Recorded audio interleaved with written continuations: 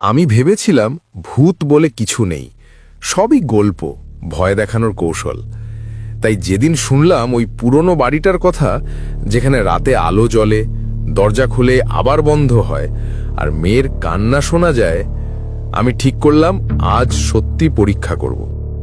আমি একাই গেলাম না, আমার সঙ্গে ছিল অর্ণব। আমরা দুজনেই প্যারানর্মাল ইনভেস্টিগেশন করি। বিকেলে পৌঁছে বাড়িটা দেখে একটা অদ্ভুত শিহরণ লাগছিল। চারদিক নীরব, ভেতরে বাতাস নেই, অথচ পর্দা আস্তে নড়ছে।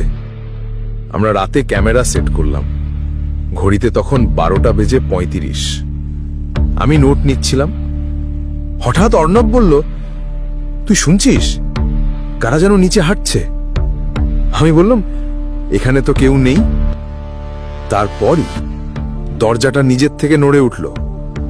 একটা লম্বা খটখট শব্দ হলো আর ভেতর থেকে ঠান্ডা বাতাস এলো। আমরা আলো দেখালাম, কেউ নেই, কিন্তু মেঝেতে ভেজা পায়ের দাগ, ছোট ছোট, যেন কোনো বাচ্চা। অর্ণব নিচু হয়ে দেখছিল দাগগুলো। আমি বললাম, চল বাইরে যাই। আমরা ঘুরে দাঁড়াতেই দরজাটা বন্ধ। আমরা চেষ্টা করলাম খুলতে, পারলাম না। আমি ঘেমে যাচ্ছি, বুক ধকধক করছে। ঠিক তখন কারণ নিঃশ্বাস লাগলো আমার গলায়, একটা ঠান্ডা ভেজা বাতাসের মতো।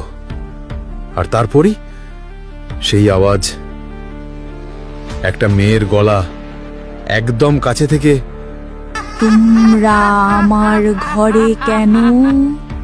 আমি তাকালাম, কেউ নেই। অনব হঠাৎ চিৎকার করলো, তুই আলোটা ধর। আমি ঘুরে দেখি, ও নেই। ও টর্চ মাটিতে, আর পাশে একটা ভাঙা পুতুল পড়ে আছে। আমি একা হয়ে গেলাম। ঘরের সব আলো নিভে গেল, কোথাও কোনো জানালা নেই। আমি শুধু শুনতে পাচ্ছি কেউ হাঁটছে আমার পেছনে, ধীরে ধীরে, ভারী পায়ের শব্দ। আমি বলতে পারছিলাম না শব্দটা আসছে মেঝে থেকে না আমার বুকের ভেতর থেকে। তারপর দেখি সামনে একটা ছায়া দাঁড়িয়ে, চুল লম্বা, চোখ ফাঁকা, মুখে হাসি। সে এগিয়ে আসছে ধীরে ধীরে, বলল, তুই এখন আমার জায়গায় থাকবি। আমি চিৎকার করলাম, দৌড়ে দরজা ভাঙলাম আর সোজা বাইরে ছুটে গেলাম। ঠান্ডা হাওয়া গায়ে লাগতেই